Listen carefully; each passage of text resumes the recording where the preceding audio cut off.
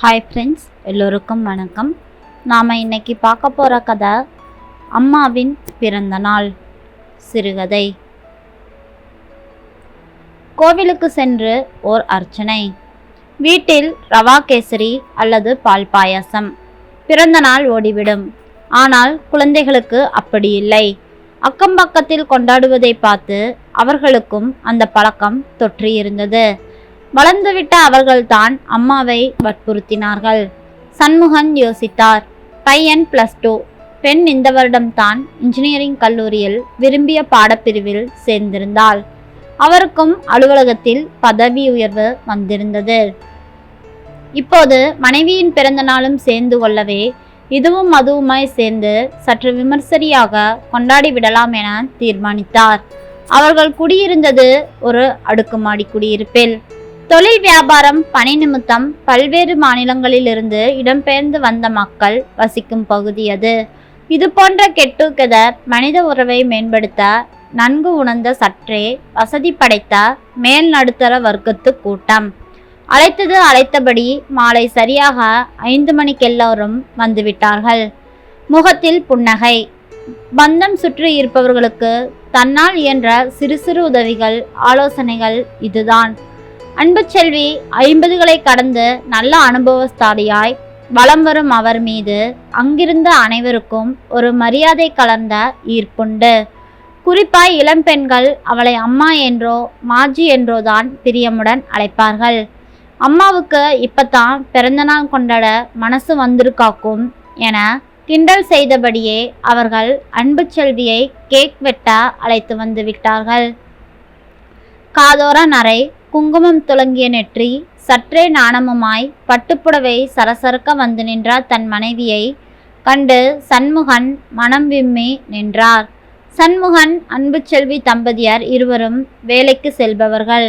ஊரார் பாஷையில் சொல்வதாக இருந்தால் டபுள் என்ஜின் தான். ஆனால் உள்ளுக்குள்ளோ அனல் அடித்தது. வேலைக்கு செல்லும் தம்பதியருக்கே உண்டான பிரத்யேக சண்டைதான். குறிப்பாய் குழந்தை வளர்ப்பு அது பெரிய சவாலாக உருவெடுத்து நின்றது. இப்போது அவர்கள் வசிக்கும் சென்னை போன்று அவர்கள் பணியாற்றிய ஊர்களில் குழந்தை காப்பகங்கள் எதுவும் கிடையாது. வீட்டில் வேலைக்காரர்களை நம்பி விட்டு வர வேண்டிய கட்டாயம். அலுவலகத்தில் இருந்து பதறியபடி ஓடி வருவார்கள். மழலைகளின் புத்தகமும் கண்ட பின்புதான் பதற்றம் தனியும்.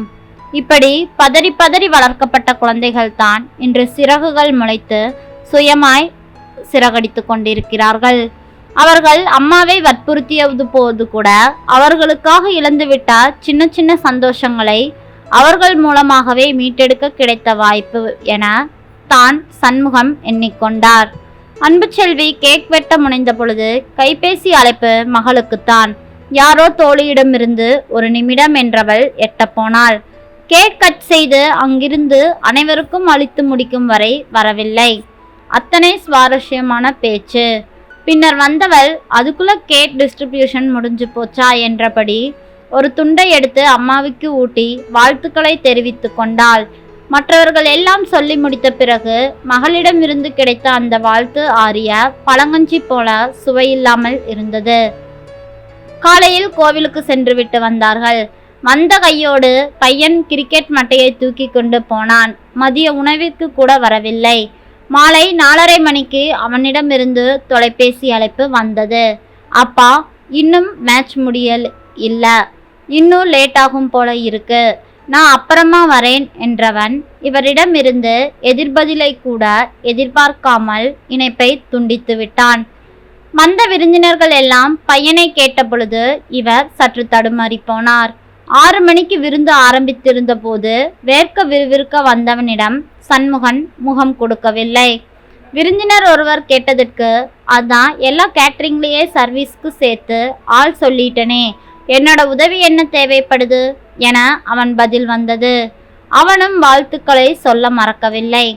சண்முகன் மிகுந்த மன உளைச்சலில் இருந்தார். விருந்துக்காக மொட்டை மாடியில் போடப்பட்டிருந்த சாமியானாவின் கீழ் அவரும் அன்பு செல்வியும் அமர்ந்திருந்தார்கள்.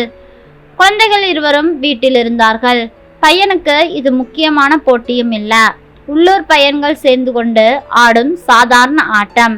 எந்த நேரத்திலும் அவன் பதில் சொல்லி கொண்டு வந்திருக்கலாமே. வளர்ந்துவிட்ட பையன் அவன், இது தெரிந்து வச்சிருக்க வேண்டுமில்ல.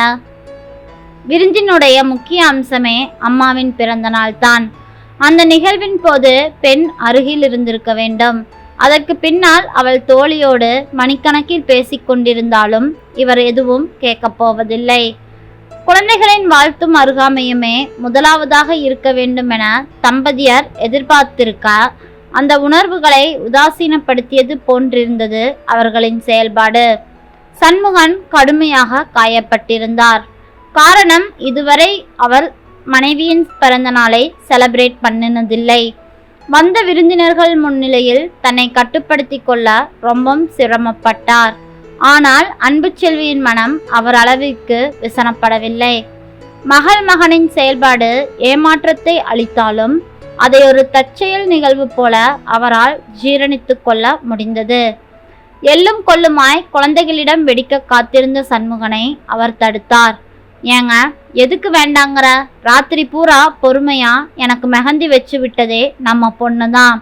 நான் எத்தனை வாட்டி சொல்லியும் கேட்காம ஒரு ஹேர் ட்ரெஸ்ஸரை கூட்டியாந்து சின்ன பொண்ணு மாதிரி எனக்கு அலங்காரம் பண்ணி விட்டதும் அவதான். வீட்டு அலங்காரத்தையும் அவதான் பார்த்துக்கிட்டா. உங்களுக்கே தெரியும், வந்த கெஸ்ட் எல்லாம் டின்னர் மெனு சற்று வித்தியாசமா நல்லா இருந்துச்சுன்னு பாராட்டிட்டு போனாங்க. இந்த பாராட்டெல்லாம் உங்க பையனுக்கு தான் சொந்தம். அவன் தான் உங்களை ஓவர்லுக் பண்ணி கேட்டரிங்கை பார்த்துக்கிட்டான். மனசுல அன்பில்லைனா இப்படி சின்ன சின்ன விஷயங்களை அவங்க பார்த்து செய்வாங்களா? இந்த பார்ட்டியே அவங்க வற்புறுத்தல் தானே. அதனால தான் கேட்குறேன், தோளுக்கு மேலே வளர்ந்த பிள்ளைங்களுக்கு அனுசரணையா ஆதரவா அம்மா அப்பா பக்கத்துல இருக்கணும்னு தோணாதா? தோணி இருக்கணும், தோணாம போயிருச்சு. அதுக்கு என்ன பண்றது? இந்த ரெண்டுங்கெட்டான் பருவத்துல நம்ம அம்மா அப்பாவை விட ஃப்ரெண்ட்ஸும் விளையாட்டும் முக்கியமா தெரியுது. இது சின்ன தவறு தான், இதை நாம பெருசுப்படுத்த வேண்டாம். சண்முகன் சற்று உணர்ச்சி வசப்பட்டார். இன்னைக்கு அம்மா அப்பா 2 பேரும் ரொம்ப சந்தோஷமா இருக்கிறதா தான் அவங்க நினச்சிக்கிட்டு இருக்காங்க. அப்படியே இருந்துட்டு போகட்டுமே. நம்ம மனசு காயப்பட்டிருக்குன்னு சொல்லி அவங்க மனசை காயப்படுத்திட வேண்டாம். இன்னைக்கு நடந்த நிகழ்ச்சிக்கு ஒரு 10-15 வருஷம் கழிச்சு உங்க பையன்கிட்ட இருந்தோ பொண்ணுக்கிட்ட இருந்தோ மன்னிப்பு வரலாம். இதே மாதிரி சூழ்நிலைய அவங்க கடந்து வர்றப்பத்தான் இது புரியும். இப்ப நம்மளுக்கு தேவை பொறுமைதான் என்றார் அன்பு செல்வி.